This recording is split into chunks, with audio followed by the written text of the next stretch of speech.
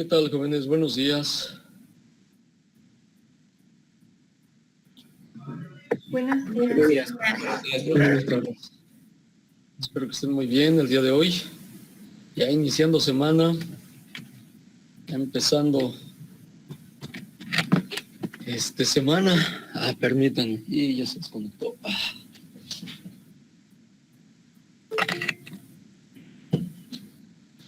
Se me desconectó la máquina. Ahí está. Ok. Nuevamente, pues bienvenidos. Gracias por estar aquí. Espero que estén muy bien y que estén perfectamente atentos. Habíamos comentado que hoy íbamos a continuar con la entrega 2A, iba a estar algo rápida porque tenemos que terminarla, de manera que pues hay que estar atentos para lo mismo, ¿de acuerdo? Ok. En pantalla les estoy presentando justamente la entrega 2A, que es lo último que habíamos visto. Y supongo que, como les había solicitado anteriormente, pues tendrán en su máquina, en hoja, lo que sea, su cuestionario para que más o menos vayan viendo cómo se va contestando que sea de manera más rápida. Y de hecho, como había comentado, no se les va a solicitar el cuestionario, ya los demás sí, no, pero sí es conveniente que lo vayan contestando ustedes aparte porque es una base fundamental para lo que viene. Si ustedes recuerdan, lo primero que vimos en esta entrega fue la tarjeta madre, de manera que de ahí van a partir muchos aspectos que vienen más adelante, ¿de acuerdo? Ok, vamos a ver. En esta entrega 2A, ahí es en donde nos habíamos quedado. Nada más retomando un poquito hacia atrás para poder hacer la diferencia. ¿Se acuerdan ustedes que uno de los aspectos fundamentales de todos los sistemas computacionales es cómo él o los dispositivos de procesamiento, alias el CPU, alias el microprocesador, por ejemplo, se está comunicando con los elementos de entrada-salida, porque después de todo, tener comunicación hacia afuera, sea de entrada o sea de salida, es algo fundamental. Entre más rápido sea esto, mejor. Entre mejor forma tenga para comunicarlo, pues más adecuado.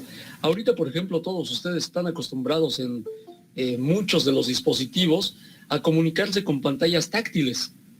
Pero, por ejemplo, hace 10 años no era lo más extendido en todos los sistemas computacionales, de manera que esto justamente también va evolucionando.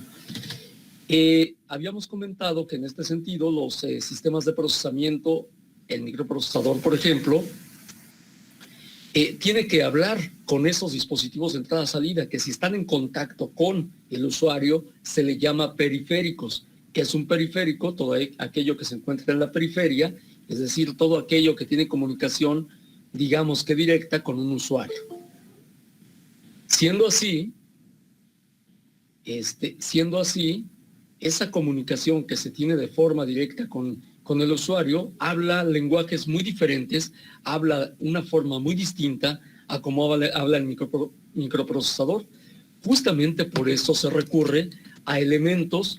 Primero, hay elementos que están en contacto directo con el procesador, hablan de una forma muy cercana a su lenguaje, le pueden entender, corren a su velocidad, etcétera, etcétera, etcétera. Estos serían los llamados módulos de entrada-salida, en específico, módulos de entrada-salida. Ya habíamos platicado que a través del bus del sistema se pueden comunicar de forma directa y son los que se encuentran cercanos al microprocesador. La arquitectura que tiene este módulo de entrada-salida permitiría en un momento dado poder definir otros buses de entrada-salida para comunicar otros elementos, como lo vemos en pantalla. Habíamos comentado que esto normalmente en los sistemas actuales no comunica de forma directa al periférico, pero hay otro elemento que está más cercano ahora al periférico como tal. Si ustedes recuerdan, habíamos puesto el ejemplo del procesador y el periférico. El procesador tiene su módulo de entrada-salida, es el cercano a él, mientras que el periférico tiene también un dispositivo que habla el lenguaje de ese periférico, que es el controlador de entrada-salida. Controlador de entrada-salida. Otra vez, tenemos microprocesador, tenemos periférico, el módulo de entrada-salida está comunicado de forma directa o más cercana al microprocesador, mientras que el controlador de entrada-salida está más cercano, habla más el lenguaje, está más cercano en ese sentido al periférico. De manera que podemos decir que el módulo de entrada-salida y el controlador de entrada-salida se pueden estar comunicando de forma más directa y a su vez estos van a estar comunicando a su respectivo elemento que se encuentra detrás, que es el microprocesador y el periférico. ¿Sí? Es como si fueran los dos traductores en un momento dado. Pero ¿qué es lo que traducen? Formas distintas de hablar, como tamaños diferentes, velocidades distintas, formatos diferentes también, etcétera, etcétera. Porque si ustedes ven en pantalla, los dispositivos externos, los periféricos, están orientados a la interacción con humanos, interacción con otras máquinas y formas de comunicación distintas hacia otros lugares. De manera que esto, el microprocesador no lo puede hacer de forma directa, ni siquiera el módulo de entrada-salida. Pero el controlador de entrada-salida sí es específico al periférico, porque aquí hay otro aspecto.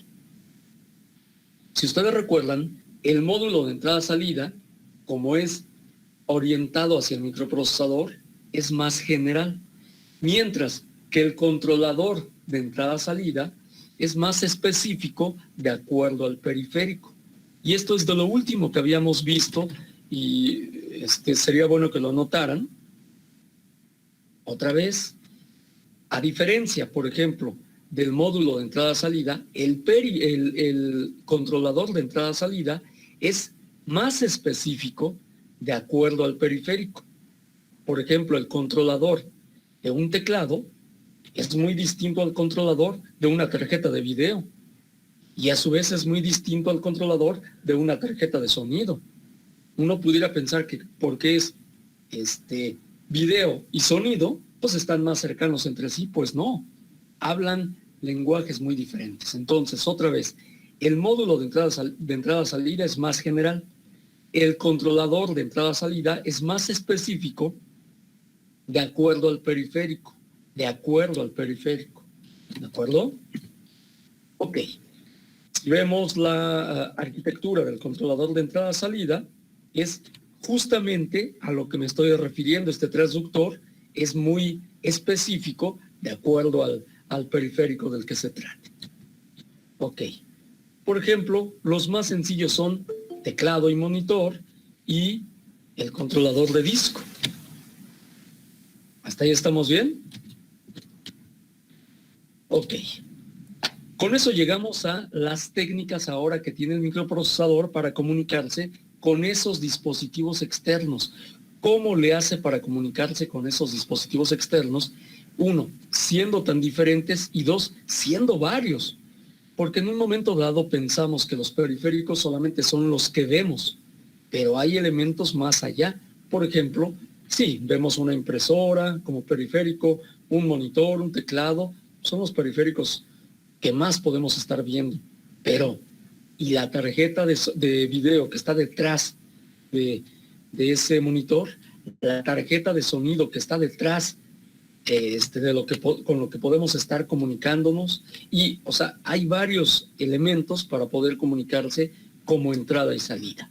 Y hay 3 técnicas para poder hacerlo. Repito, hay 3 técnicas. Están aquí en negritas, que son entrada-salida programada, entrada-salida mediante interrupciones y acceso directo a memoria. Son 3 formas en las que el microprocesador se comunica con los elementos externos de entrada-salida. La entrada-salida programada. Primer característica, y también ojalá puedan anotarla, primer característica. El micro es el que inicia la comunicación. El micro la mantiene y el micro la termina. Otra vez, en la entrada-salida programada, el micro inicia la comunicación, mantiene la comunicación y termina la comunicación. ¿De acuerdo? ¿Hasta ahí estamos bien? ¿No hay dudas? No, profesor. Nuevamente, el micro es el que inicia la comunicación, el que mantiene la comunicación, está al pendiente de todo ello y termina la comunicación. Vamos a ver de forma más específica a qué me estoy refiriendo con esto. Pero ahorita lo ponemos así. Ok. La otra, en el de interrupciones. En el caso de interrupciones,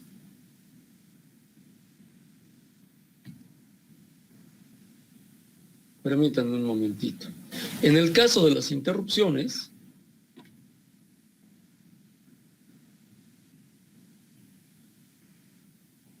ok. En el caso de las interrupciones, cuando es una comunicación por interrupción, mediante interrupciones o a través de interrupción, es el elemento de entrada-salida el que inicia la comunicación.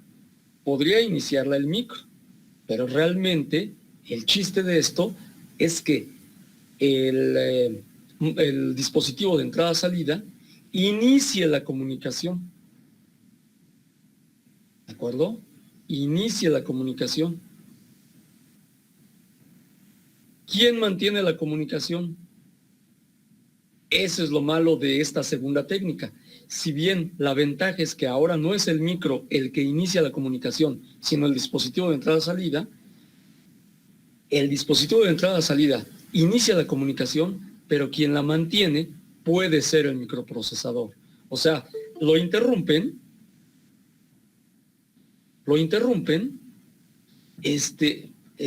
pero quien tiene que estar al pendiente, quien va a estar al pendiente, es el microprocesador. Finalmente va a estar ocupado. Vamos a ver en qué aspecto se da eso. Por último, antes de explicar el último, a ver, ¿dónde corren los programas? En la memoria. Todos los programas corren en la memoria, no corren en el disco duro, corren en la memoria.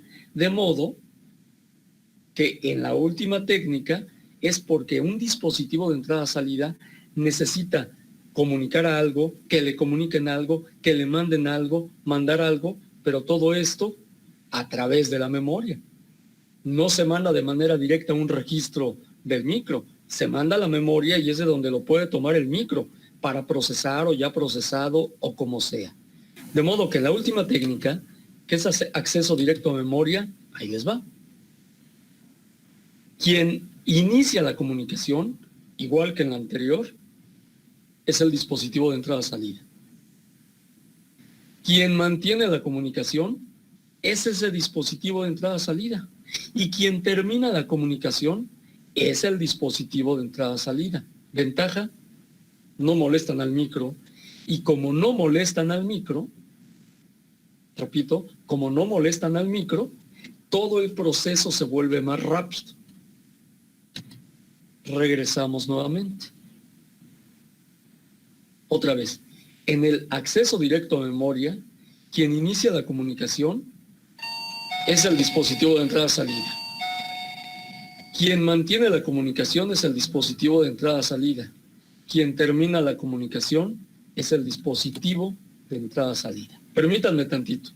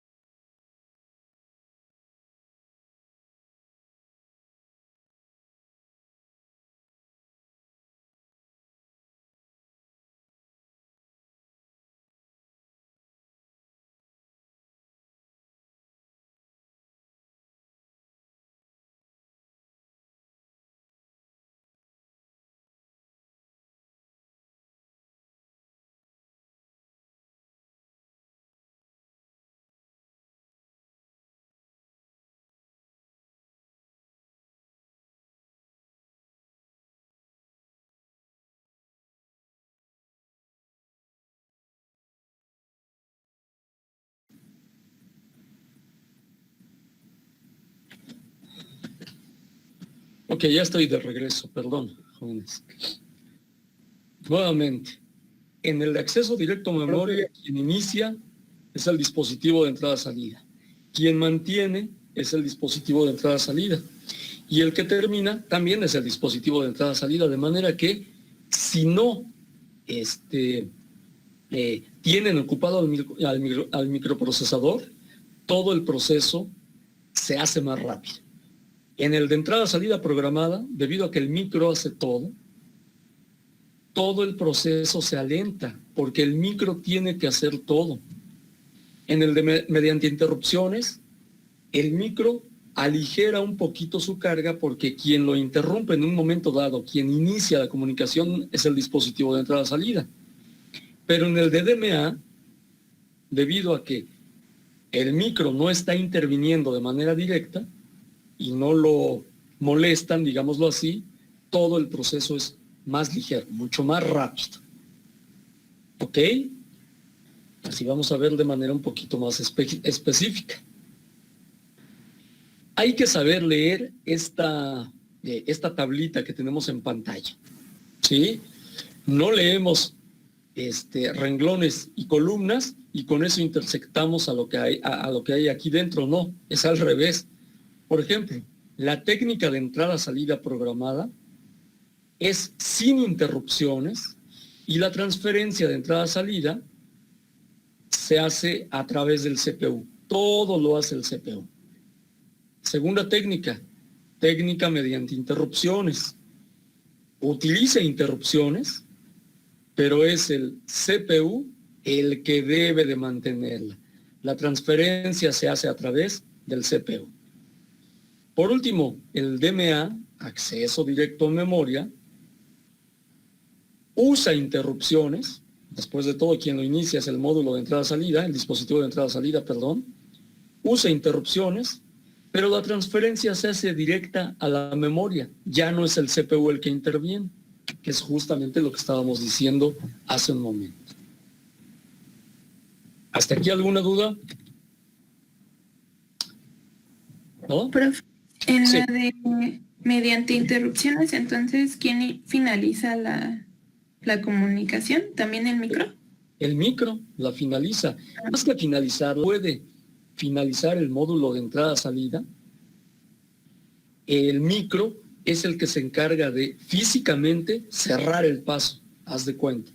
Por lo tanto, es como si quien lo hiciera fuera el micro, ¿no? ¿Sale? Gracias, profe. Gracias. Ok. Ahora se ve un poquito más específico. Alguien puede decir, hay que especificar tanto. Vamos a ver por qué se debe de especificar en cada una de estas. Característica de entrada-salida programada. ¿Cuáles son las órdenes de entrada-salida programada? Recuerden que la inicia el micro, la mantiene el micro y la termina el micro. Por lo tanto, el micro emite órdenes de control, de test, de lectura y de escritura. ¿Quién las emite? Tanto para iniciar, mantener y terminar. El micro emite órdenes de control, de test, de lectura y de escritura. ¿Ok? Vemos el diagrama de cómo se hace la comunicación cuando es entrada-salida programada. Quien manda la orden al módulo de entrada-salida es el CPU. Después, el módulo de entrada-salida hacia el CPU le dice qué es lo que quiere hacer. Se tiene que leer el estado. Se comprueba el estado y ya se puede hacer, ya está preparado, pues lo hace. Hace una lectura como lo tenía pensado el módulo de entrada-salida, se escribe la palabra en memoria. Si no hemos finalizado, lo mismo hacemos con otra orden de lectura. En todo esto, si ustedes se fijan, interviene CPU. En todos interviene el CPU. ¿Sale? ¿Qué pasa cuando es con interrupciones? Esa es una ventaja. ¿Por qué es una ventaja? En el caso de entrada-salida programada, se dice que es programada porque es el micro el que ya sabe en qué momentos va a hacerlo. Es el micro cuando dice, tengo que escribir en tal parte. Después de hacer todo eso, regresa, continúa con su proceso principal y ahora tengo que leer de tal parte. Todo forma parte de su proceso principal. Entonces se pueden imaginar la complejidad de esos programas, porque hay que incluir al micro, lo que quiera hacer el micro con los módulos de entrada-salida, en todo ese proceso general o principal. Es complicado. Es como si yo desde el principio supiera, después de llegar a tal parte, le voy a preguntar a Alfonso si tiene alguna duda. Si es así, es como si él escribiera. Después le voy a decir a Guaycochea, eso yo ya lo sé desde antes, le voy a decir a Guaycochea que escriba esto y el otro. Y así es bastante complejo. Y esperando con eso que no quede ninguna duda. Imagínense, muy complejo. Pero así es el proceso. ¿Qué pasa en el de interrupción? Cuando es por interrupción, que es el que vemos en pantalla. Generalmente la interrupción ocurre por hardware. Es decir, un elemento de entrada-salida es el que interrumpe al micro. Oye, necesito que me envíes esto. ¿Sí? Él está en su proceso principal, hay un pulso de un dispositivo de entrada-salida, el micro detiene su proceso principal y va a atender a ese dispositivo. Esa es la parte de hardware. Cuando el dispositivo de entrada-salida interrumpe al micro a través de algún pulso, esa es la parte de hardware. Cuando el micro va a atender a ese dispositivo, ¿a qué me refiero con que va a atender a ese dispositivo? Que corre la subrutina de servicio. Recuerdan que eso ya lo vimos. Corre la rutina de servicio de ese dispositivo en particular. Esa es la parte de software. Y después continúa. Eso es lo que vemos en pantalla. El controlador es el que genera la interrupción. se termina con el último proceso, el micro termina con su última instrucción, perdón, guarda los datos que tenía para poder atender al dispositivo de entrada-salida. Y entramos a la parte de software. Procesa esa interrupción, es decir, entra a la subrutina de servicio y después, cuando regresa, restaura los datos que ya tenía para continuar con su proceso principal. Esa es la parte del procesamiento de interrupción. ¿Sale? Por interrupción. Así es como lo vemos en pantalla justamente. Lo que comentábamos. Ok. Puede iniciar el micro o puede iniciar el dispositivo de entrada-salida. Por eso aquí está separado. O entra el micro, esa interrupción, o el dispositivo de entrada-salida. Voy a poner un ejemplo de cuando inicia el micro. Pues hay que mandar a imprimir algo. ¿Quién está iniciando? El micro, porque él sabe qué es lo que se tiene que mandar a imprimir. Pero, ¿qué pasa? Por ejemplo, ahorita estamos en comunicación ustedes y yo. Esto se está manejando por interrupciones, porque cada determinado tiempo el módem interno interrumpe al micro para que me mande los datos, o que mande los datos que ustedes me están enviando, digo, no de manera consciente, sino para poder ver su imagen en la pantalla, escuchar algo que me tienen que decir, mostrar su foto. Son interrupciones a través del dispositivo de entrada-salida. Esos datos le llegan de forma inalámbrica y ese dispositivo de entrada-salida interrumpe al micro para que lo atienda y vaya mostrando en pantalla este tipo de cuestiones, ¿sí? Entonces, puede iniciar el micro o puede iniciar el dispositivo de entrada-salida. Es más común que inicie el dispositivo de entrada-salida. Inicia, se comprueba el estado, es decir, ¿estás preparado para recibir lo que te voy a enviar? Sí. Lo hace. Y si ustedes se fijan, ¿quién termina? El CPU. El micro, como yo les había comentado. Es decir, a él lo interrumpen y por lo tanto su proceso principal ya no es muy complejo, es muy ligero. Esto se hace más fácil para él. El proceso general aquí en nuestra computadora es más rápido. Sí, pero como el micro tiene que estar atento, ¿ya merito? ¿Ya terminaste? Yo lo termino. De todas maneras es tiempo que se consume del micro. Esa es una ventaja de esta segunda técnica, que como el proceso es más ligero, todo el proceso es más rápido. Pero la desventaja es que como es el micro el que tiene que estar atento para terminar la comunicación, consumen tiempo del micro y eso también no lo hace tan rápido como podría ser. ¿De acuerdo? ¿Sí?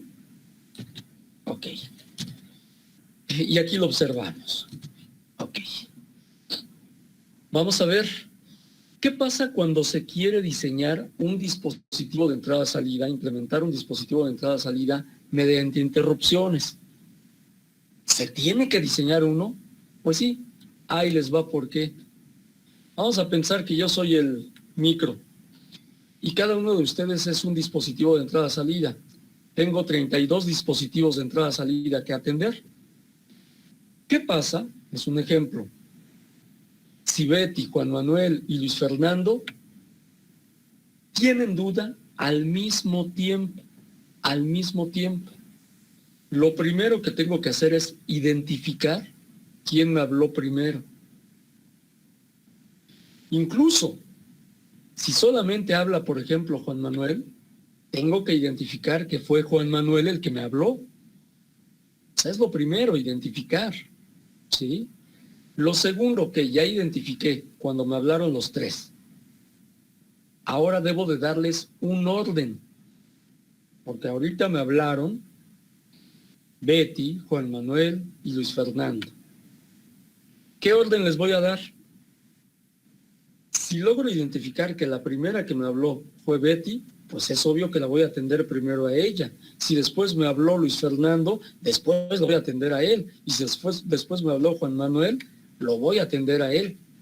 Pero en este mundo de la computación, hay jerarquías, hay criterios. Entonces, ¿qué es lo primero para el diseño? Identificar quién habla, qué dispositivo de entrada-salida habló. Segundo, dar las jerarquías para saber a quién se atiende primero y a quién se atiende después. Porque incluso hay criterios para decir, en la siguiente, ¿qué creen? Me volvieron a interrumpir Betty, Luis Fernando y Juan Manuel. Pero ahora cambio el criterio y ahora el primero que atiendo fue al último que atendí la vez anterior. Entonces al primero que voy a atender es a Juan Manuel. Son criterios. A eso se está refiriendo. Entonces, primero es, se utiliza un criterio para poder identificar y atender. Es lo que tenemos aquí. La primera técnica es múltiples líneas de interrupción. La segunda, consulta de software. La tercera, conexión en cadena. Y la última, arbitraje de bus. Vamos a ver la primera. Es la más sencilla, pero la que consume más recursos. ¿Por qué? Son múltiples líneas de interrupción porque cada dispositivo de entrada-salida físicamente va a ser una patita hacia el micro o al dispositivo que maneja las interrupciones. Imagínense si se tienen 32 dispositivos de entrada-salida. Necesito 32 patitas. Entonces, ventaja, pues es muy fácil de identificar porque cada dispositivo de entrada-salida utiliza una patita. Es fácil identificar quién le habló, ¿no? Desventaja. Si son muchos dispositivos de entrada-salida, híjole, consumen muchos recursos. Entonces, así es como funciona la de múltiples líneas de interrupción. Es la más sencilla para identificar, pero la que más recursos consume. Esa casi no se usa, a menos que sean muy pocos dispositivos. La segunda, la software poll, consulta de software. La que habíamos comentado, yo estoy en mi proceso principal y alguien habló. Cuando volteo, yo no sé quién me habló, tengo que identificar. Pero la forma en la que voy a identificar va a ser la siguiente. No sé, por ejemplo, Rojas, ¿tú me hablaste? No. Alfonso, ¿tú me hablaste? No. Betsabe, ¿tú me hablaste? No. Y así me la voy llevando porque quien me habló fue Cedillo. Y ya para eso pasaron 10 anteriores. Ah, tú me hablaste, ahora sí. ¿Cuál fue la duda? Tal. Ya la estoy atendiendo. ¿Sale? Esa es la segunda técnica, la software poll. No es como lo primero que habíamos visto, no. Aquí ya se manejan interrupciones. Pero hagan de cuenta, como les vuelvo a repetir, que yo estoy en el pizarrón y alguien habla. Cuando volteo, pues no sé quién me habló, sé que alguien me habló, me interrumpieron, es decir, hubo una interrupción que inició el dispositivo de entrada-salida. ¿Pero qué dispositivo? Como no sabo, pues tengo que preguntar. Y en esta segunda técnica, le tengo que preguntar uno a uno. Como decía Rojas, no. Alfonso, no. Betsabe, no. Goicoechea, y así me la voy llevando hasta llegar a Cedillo. Sí, ok. Ya la atiendo. ¿De acuerdo? Eso de poll es lo que significa una búsqueda de mediante pregunta. Por eso es software poll. ¿De acuerdo? La tercera técnica, pues sí, es menos trabajo para mí, pero también se lleva su tiempo. Otra vez, vamos a pensar que fue Daniela la que me habló, pero yo no lo sé. Yo estaba en el pizarrón y cuando hablaron y volteo, no sé quién me habló. Por lo tanto, le digo a Rojas, chécate a ver quién me habló, ¿no? Y lo que hace Rojas es que él le pregunta a Alfonso. Alfonso dice, no, yo no le hablé. Entonces Alfonso le pregunta a Betsabe. Betsabe dice, no, yo tampoco le hablé. Y Betsabe es quien le pregunta a Goicoechea. Si él no me habló, él le pregunta a Girón. Si él tampoco me habló, Girón le pregunta a Betty. Y así nos las vamos llevando hasta que Ana, que es la penúltima, antes de llegar a Daniela, Ana, Ana Reyes, Ana le pregunta a Daniela, ¿tú le hablaste? Y Daniela dice, sí, yo le hablé. Entonces es Ana la que me dice a mí, que sí le habló Daniela. Ah, ya identifiqué quién. ¿Sí? Si se fijan es como si fuera una cadenita, por eso se le llama daisy chain, conexión en cadena. En cadena porque ahora son los dispositivos de entrada-salida quienes se van preguntando entre ellos en forma de cadena.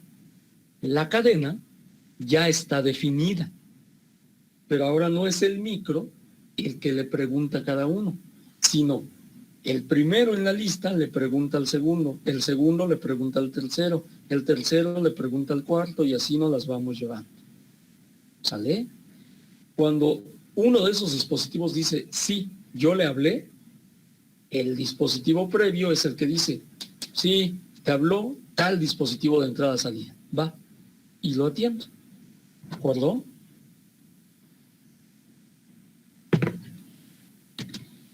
¿Dudas hasta ahí? ¿No? Solo tenía duda que, bueno, entonces, como tal, no se comunican directamente. O sea, las interrupciones no las hace directamente, sino por el controlador y el módulo. Ajá, a ver, rápidamente. Las interrupciones, el dispositivo de entrada-salida como tal, es el que inicia esa interrupción, bien o mal. Puede haber de forma intermedia un módulo de entrada-salida que se dedica en específico a manejar las interrupciones, ¿sí? Y es a quien en un momento dado le tienen que decir cuál fue la interrupción que tiene que atender el micro y él se la va a decir al micro. Pero puede ser que no exista este módulo de entrada-salida que maneja interrupciones y que sea el propio micro el que tenga varias patitas para poder identificar esa interrupción a través de alguna de estas técnicas. ¿Sí me explico? Puede ser cualquiera de las dos. Pero, por ejemplo, en esta técnica no está implicando que el micro no atienda de manera directa la interrupción. No, sí la atiende. Lo único que estamos haciendo es una técnica para identificar cuál interrupción es la que se generó y por lo tanto el micro la atienda de forma directa. Porque en esta penúltima técnica el micro no se mancha las manos. Son los dispositivos de entrada-salida los que se preguntan entre ellos, pero solo para identificar. Pero sí es el micro el que atiende esa interrupción de forma específica. Sea que él haya identificado, bueno, a través de esta técnica haya identificado quién lo interrumpió o que sea un módulo de entrada-salida que haya identificado quién hizo la interrupción, ¿de acuerdo? Sea cualquiera de las dos, ¿sí? ¿Sí se entendió o agrandé más la duda? ¿Sí? Ok, gracias. La última, que es de las más usadas, las dos más usadas son las dos últimas.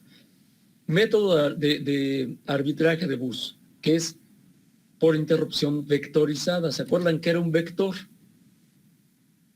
¿No se acuerdan que era un vector? Un vector, ¿así? A una localidad de memoria específica designada a una interrupción. Ajá, exactamente, perfectamente. Es decir, una dirección de memoria que se asocia a una interrupción. Si tenemos 32 posibles, 32 dispositivos de entrada-salida, vamos a tener entonces 32,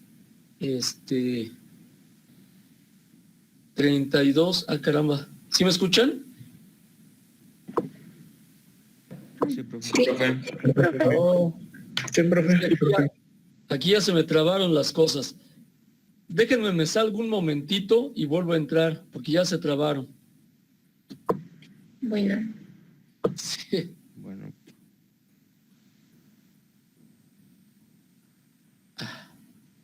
Ya regresé. Ya no fue necesario. Ya regresé. Otra vez.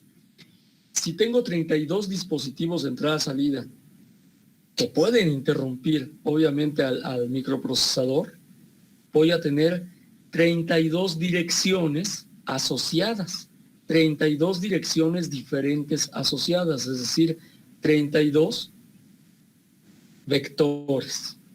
Y esa es la forma de identificarlo.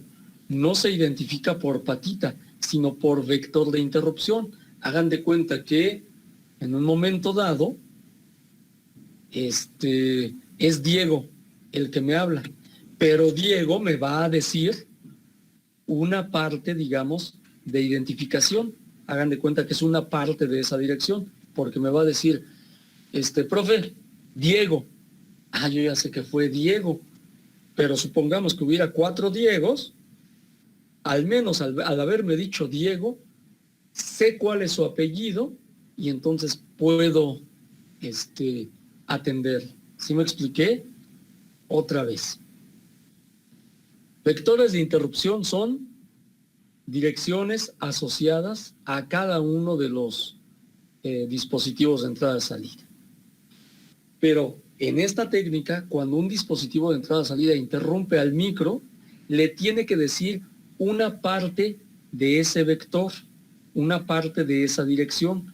Es como si, vuelvo a repetir, Diego me interrumpiera y dijera, profe, tengo una duda, Diego.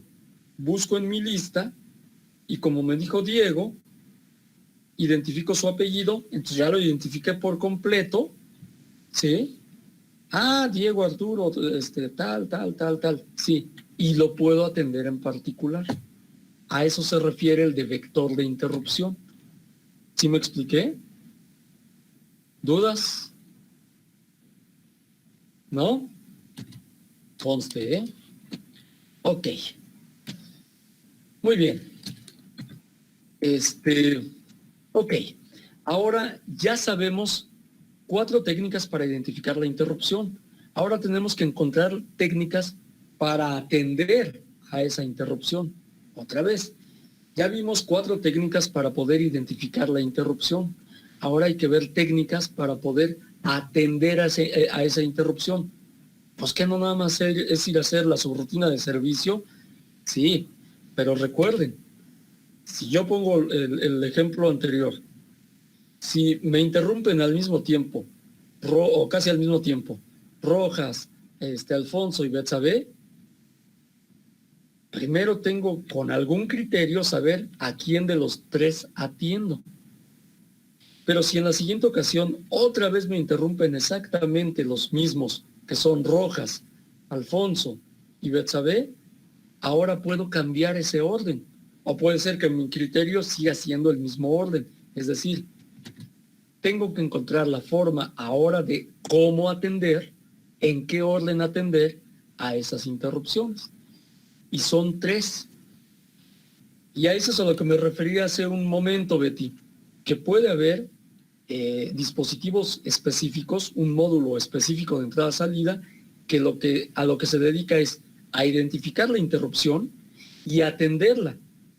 Atenderla se refiere a decirle al micro, la que tienes que atender primero es a esta, después a esta y después a esta. Pero quien finalmente se va a hacer la subrutina de servicio para ese dispositivo es el micro. Ese módulo de entrada-salida que atiende las interrupciones es un controlador llamado 8259, hecho por Intel, y tiene 3 criterios para poder atender esas interrupciones, que son el completamente anidado, el rotatorio y con máscara especial. En el completamente anidado, ya hay jerarquías establecidas. ¿Quién da esas jerarquías establecidas? Este controlador de interrupciones. Y él dice, así a rajatabla puede decir, a ver, el primero de la lista tiene la máxima jerarquía, el segundo de la lista tiene la siguiente jerarquía, y así nos las vamos llevando. Esa es su jerarquía. Él la estableció. De manera que si en un momento dado Girón interrumpe, interrumpe Rodríguez Jiménez, ve su lista y dice, ¿sabes qué? Primero atiendo a Girón y después a Rodríguez. porque así es como yo lo tengo en mi lista de jerarquía. Esa prioridad comienza desde 0. Es decir, la mayor prioridad es la 0. El siguiente en prioridad es el 1. El siguiente en prioridad es el 2. Y así nos las vamos llevando. ¿Hasta ahí estamos bien? ¿No hay dudas? ¿No? Es obvio que es un ejemplo. Si habla Jacobo, que tiene un nivel 5, y habla Rodríguez, que tiene un nivel 8, obviamente primero, y así se lo dice ese controlador de interrupciones. Ok, te hablaron estas dos, pero tu primer prioridad es el 5. Por lo tanto, el micro va a atender primero a Jacobo Velázquez. Y después, como el siguiente en prioridad fue su 8, después va a atender a Rodríguez Jiménez, por ejemplo. ¿Sí? ¿Hasta ahí estamos bien? Profe, disculpe, entonces el controlador de interrupciones es el que genera la jerarquía, disculpe. Así es. Él se encarga de dar los criterios de quién tiene mayor o menor jerarquía. Aunque hay algunos dispositivos de entrada-salida que en sí mismos ese dispositivo tiene la mayor jerarquía posible. Por ejemplo, el sistema operativo, como tal, ese programota, también se maneja por interrupciones y es el que tiene la mayor prioridad. Entonces, él se lo comunica a ese dispositivo de entrada-salida. Ah, tú eres el de mayor jerarquía, a ti te pongo el 0 y ahorita le vamos a poner jerarquía a los demás. ¿De acuerdo? ¿Sí? Sí, gracias, profesor. Perfecto, gracias. Ok, el segundo, el rotatorio, es digamos que más democrático porque en este caso hace un proceso de rotación y dice, y otra vez, volviendo al ejemplo, Francisco, Rojano, y Jacobo, por ejemplo, que son 3 en la lista, cuando interrumpen al mismo tiempo, en la primera ocasión le doy la primera jerarquía a Francisco, la segunda a Rojano y la tercera a Jacobo.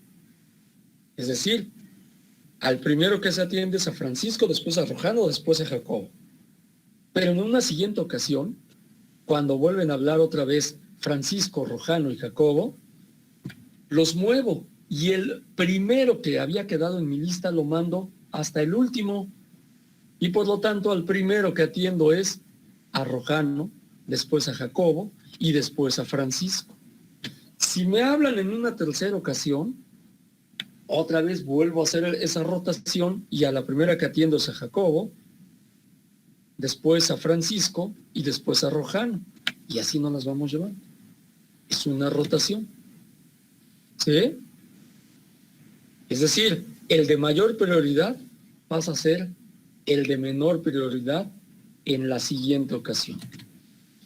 Uno puede pensar, ay, pero es muy poco probable que le hablen las mismas interrupciones al micro varias ocasiones, ¿no? No, es bastante probable. Caso concreto, ahorita lo que estamos haciendo, las interrupciones que normalmente están llegando, es la del módulo de comunicaciones, la de video y la de sonido. Son 3 de las que constante. Y la de mayor prioridad, por eso le comentaba a Girón, el sistema operativo. Y eso es constante. ¿Sí? Si el controlador trabaja con esta técnica, esos 3 los va a estar intercambiando, pero son de mayor prioridad. Ahora, una pregunta que puede surgir, tanto para la implementación de interrupciones, para identificar la interrupción, como para atender a las interrupciones. ¿Puede trabajar con 2 al mismo tiempo? Por ejemplo, consulta de software y arbitraje de bus. No, trabaja solamente con una de ellas. ¿O puede trabajar con completamente anidado y rotatorio? No, solamente trabaja con una de ellas. ¿De acuerdo? La última, con máscara especial. Este simplemente es un método para que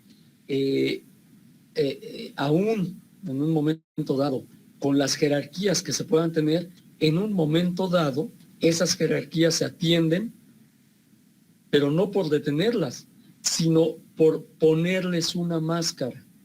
Es decir, para poder decir que tiene mayor o menor jerarquía, que eso puede saberlo el controlador de interrupciones, para comenzar a atenderlas, voy poniendo máscaras, les pongo máscaras a todos, y después a la que voy a atender en ese momento, le quito la máscara en ese momento para poder atenderla.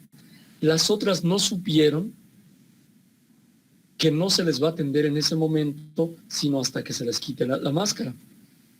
Le pongo máscara a Rojas, a Alfonso y a Betsabé. Pum, pum, pum. Si voy a atender a Betsabé en ese momento, le quito la máscara. Los otros no lo saben y siguen interrumpiendo, pero no saben que todavía no se les va a atender. Se le está atendiendo en ese momento a Betsabé. Después, ya inhabilito a Betsabé y le quito la máscara, por ejemplo, a Rojas. Alfonso todavía sigue pensando que está en el juego y sigue interrumpiendo, pero se le está atendiendo a Rojas y así nos las vamos llevando. ¿Sí me expliqué? Y otra vez, ¿quién decide? El 82-59 es el que decide. ¿Sale? Aquí los tenemos. ¿No hay dudas? ¿No? Vámonos a la última, que es acceso directo a memoria, y estoy seguro que varios de ustedes lo conocen porque incluso han comprado, por ejemplo, discos duros donde dentro de sus características habla de DMA. Han comprado tarjetas de video donde dentro de sus características dice DMA. Pues es que prácticamente todos los dispositivos actuales se manejan por DMA, todos, incluyendo el disco duro, que uno pudiera pensar, pues es que el disco duro pues es algo nada más para almacenar, ¿no? Almaceno y traigo y eso es todo. No, también necesito una forma en la que el disco duro entre al juego de las entradas-salidas. Y vamos a ver, por ejemplo, ¿a qué se refiere eso de DMA, acceso directo a memoria? Yo les comentaba hace un momento que ¿en dónde se llevan a cabo todos los programas? En la memoria, no en el disco duro, en la memoria, siempre en la memoria. Por eso el acceso a memoria por parte de los dispositivos de entrada-salida siempre se va a dar, porque todo lo van a dejar ahí para que lo procesen, o lo van a recoger de ahí ya procesado, o voy a dejar datos para que alguien los procese, y otros datos para que alguien los procese. Caso concreto, con el teclado, no va a recibir datos el teclado, más bien van a almacenar datos en ese disco duro para que alguien más los procese. Pero ¿dónde se van a procesar? En la memoria. Por eso se dice que un dispositivo de entrada-salida siempre tiene que acceder a memoria, pero vamos a pensar que es entrada-salida programada. ¿No puede acceder a memoria ese dispositivo de entrada-salida? Sí, pero con la técnica de entrada-salida programada, es decir, el micro es el que le dice al dispositivo, ok, ahora tú vas a acceder a memoria, está vigilando que lleve a cabo toda la escritura, le dice, ¿ya terminaste, mijo? Sí, ya terminé, cierro el proceso, y eso es lo malo, por eso se hace tan lento. Pero si es por interrupciones, el dispositivo de entrada-salida interrumpe, yo puedo, está bien. Le dice el micro, manda sus datos a la memoria, los deja en la memoria, pero es el micro todavía el que pregunta, ¿ya Merito, ya terminaste? Sí, ya terminé. Termina el proceso. El micro tiene que estar ocupado. Pero en el DMA no es así. El que inicia la comunicación es el dispositivo de entrada-salida y le dice al micro, oye micro, necesito mandar algo a la memoria. ¿Vas a ocupar la memoria? Va, está bien. Se hace a un lado el micro y el dispositivo es el que de manera directa manda los datos a la memoria y el micro puede ir a hacer otras cosas. El micro no está ocupado en el proceso de transferencia. Ni tampoco tiene que estar, ya casi, ya terminaste de escribir todo, ya, no. El micro está ocupado en otras cosas. Y el dispositivo, cuando termina de hacer su transferencia, vuelve a interrumpir al micro para decirle, oye, ya terminé. Es decir, lo único que va a hacer el micro es, cuando lo interrumpe el dispositivo de entrada-salida, es liberar el bus de datos direcciones para que se pueda hacer esta transferencia de forma directa. Y el micro se va a hacer sus cosas tranquilamente. Ahí se puede observar por qué este DMA es la técnica más rápida. Porque el micro no tiene que estar ocupado con el dispositivo de entrada-salida, que puede ser muy lento. Él está haciendo sus cosas y de forma rápida. Y el dispositivo, si se tarda, pues se tardó. Si no se tarda, pues no se tardó. Padrísimo. Esa es la ventaja. Pero para ello se necesita un módulo específico que controle el DMA. Es un controlador de DMA, que es lo que tenemos aquí. Módulo de DMA o controlador de DMA. Permítanme un momento.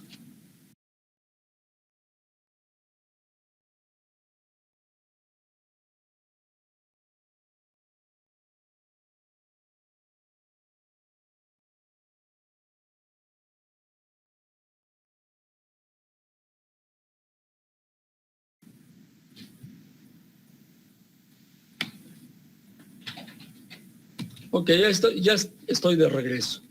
Este es el diagrama que yo les comentaba con respecto al DMA. ¿Sí? Se están comunicando el controlador de DMA y el CPU continuamente, pero es el dispositivo de entrada-salida el que genera la interrupción. ¿En qué momento puede generar la interrupción? En cualquier momento, sí, pero el micro tampoco lo puede atender en cualquier momento. Y ahí les va. El micro, recuerden, tiene varias etapas para sus interrupciones. Toma la interrupción, para las instrucciones, perdón. Toma la instrucción de memoria, la interpreta, la ejecuta y almacena su resultado. Y eso hace con todas las interrupciones. Eso es algo que hace internamente por cada instrucción, Toma la instrucción, la interpreta, es decir, la decodifica, la ejecuta y escribe sus resultados, y así. ¿En qué momentos de esos al micro le pueden hacer saber que hay una interrupción por DMA? Antes de que tome la siguiente interrupción, cuando acabó de interpretar la interrupción o cuando acabó la ejecución de la misma interrupción. En esos momentos, el controlador de DMA le puede estar diciendo, oye, este dispositivo de entrada-salida necesita que lo atiendas. ¿Sí me expliqué? ¿Y hasta cuándo ya puede atender a esa interrupción? Cuando acaba de escribir los resultados de esa instrucción y ya puede atenderla. Es decir, el micro no puede atender una interrupción a la mitad de la ejecución de una instrucción. No puede. La puede atender solamente cuando termina esa instrucción. Pero puede saber cuándo lo interrumpen en los momentos que les acabo de decir. Cuando toma de la memoria la instrucción, cuando decodifica, es decir, interpreta la instrucción, o cuando acaba de ejecutar la instrucción. En esos momentos pueden decirle, oye, te voy a interrumpir. ¿De acuerdo? A eso se le llama robo de interrupción. Y pueden escribirlo, por favor. ¿Qué es el robo de interrupción? De instrucción, perdón. ¿Qué es el robo de instrucción? Es los momentos en los que pueden decirle al micro que ahí viene una interrupción para que la pueda atender. ¿Sale? Son los momentos en los que pueden decirle al micro que hay una interrupción esperándolo, digámoslo así. ¿Perdón?